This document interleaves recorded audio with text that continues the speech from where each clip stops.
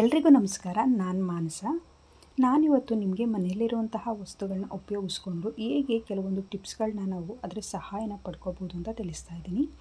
ಮೊದಲನೇದಾಗಿ ನಿಮ್ಮೆಲ್ಲರಿಗೂ ತಿಳಿದಿರೋ ಹಾಗೆ ಈ ಥರ ಬಾಕ್ಸಸ್ ನಮಗೆ ಸಿಗ್ತಾನೆ ಇರುತ್ತೆ. ಔಟ್ಸೈಡಿಂದ ಏನಾದರೂ ಪಾರ್ಸಲ್ ತೊಗೊಬಂದರೆ ಅಥವಾ ಏನಾದರೂ ಪರ್ಚೇಸ್ ಮಾಡಿದ್ರೆ. ಆದ್ದರಿಂದ ಈ ಒಂದು ಬಾಕ್ಸ್ನ ನಾವು ಹೇಗೆ ಉಪಯೋಗಿಸ್ಕೋಬೋದು ಅಂತ ಹೇಳೋದಾದರೆ, ಈ ಒಂದು ಬಾಕ್ಸ್ಗೆ ಈ ಬ್ಯಾಕ್ ಸೈಡ್ ಏನಿದೆ ಅದನ್ನು ಈ ಥರ ಒಂದು ಸೂಜಿ ಅಥವಾ ಯಾವ್ದಾದ್ರು ಮೊಳೆ ಆಗಿರ್ಬೋದು, ದಬ್ಬಳ ಆಗಿರ್ಬೋದು, ಇದನ್ನು ಸ್ವಲ್ಪ ಬಿಸಿ ಮಾಡಿಬಿಟ್ಟು ಆ ಒಂದು ಬಾಕ್ಸ್ ಏನಿದೆ ಆ ಹಿಂಭಾಗದಲ್ಲಿ ಕೆಲವೊಂದು ಹೋಲ್ಗಳನ್ನ ನಾವು ಮಾಡಬೇಕಾಗುತ್ತೆ. ಸೊ ಕೆಲವು ಸಂದರ್ಭದಲ್ಲಿ ಏನಾಗುತ್ತೆ ಅಂದರೆ, ಮುಂದೆ ಹೇಳ್ತಾ ಹೋಗ್ತೀನಿ, ನಾವು ಸಿಂಕಿಗೆ ಯಾವ ರೀತಿ ಇದನ್ನು ಉಪಯೋಗ ಮಾಡ್ಕೋಬೋದು ಅಂತ. ನೋಡಿ, ಈ ಥರ ಬಿಸಿ ಮಾಡಿ ಆ ಒಂದು ಬಾಕ್ಸ್ನ ಹಿಂಭಾಗದಲ್ಲಿ ಅಲ್ಲಲ್ಲೇ ಹೋಲ್ ಮಾಡಿಕೊಂಡ್ರೆ ತುಂಬಾ ನಮಗೆ ಹೆಲ್ಪ್ಫುಲ್ ಆಗ್ತಾ ಹೋಗುತ್ತೆ.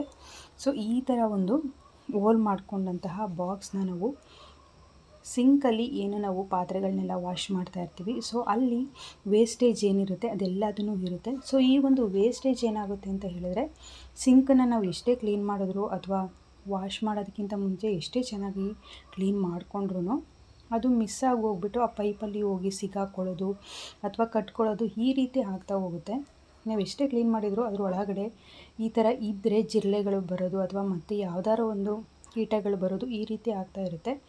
ಇದನ್ನು ನಾವು ಅವಾಯ್ಡ್ ಮಾಡಬೇಕು ಅಂದರೆ ಈ ಥರ ಒಂದು ಬೌಲಲ್ಲಿ, ಅಂದರೆ ಈ ಒಂದು ಬಾಕ್ಸಲ್ಲಿ ಸ್ಟೋರೇಜ್ ಮಾಡಿಬಿಟ್ಟು ನಾವು ಈಸಿಯಾಗೂ ಅಷ್ಟೇ ಇದನ್ನು ಡಸ್ಟ್ಬಿನ್ಗೆ ನಾವು ಎಸಿಬೋದು ಮತ್ತು ಯಾವುದೇ ಥರದ್ದು ಪ್ರಾಬ್ಲಮ್ ಆಗೋದಿಲ್ಲ. ಪೈಪು ಅಷ್ಟೇ ತುಂಬ ದಿನಗಳ ಕಾಲ ಬಾಳಿಕೆ ಬರುತ್ತೆ. ಅಲ್ಲಲ್ಲೇ ಸ್ಮೆಲ್ ಬರೋದು ಈ ಥರ ಎಲ್ಲ ಪ್ರಾಬ್ಲಮ್ಸೇ ಆಗೋದಿಲ್ಲ. ಒಮ್ಮೆ ನೀವು ಕೂಡ ಈ ಒಂದು ಟಿಪ್ಸ್ನ ಟ್ರೈ ಮಾಡಿ. ಮತ್ತೊಂದು ಟಿಪ್ಸ್ನ ನೋಡೋಣ.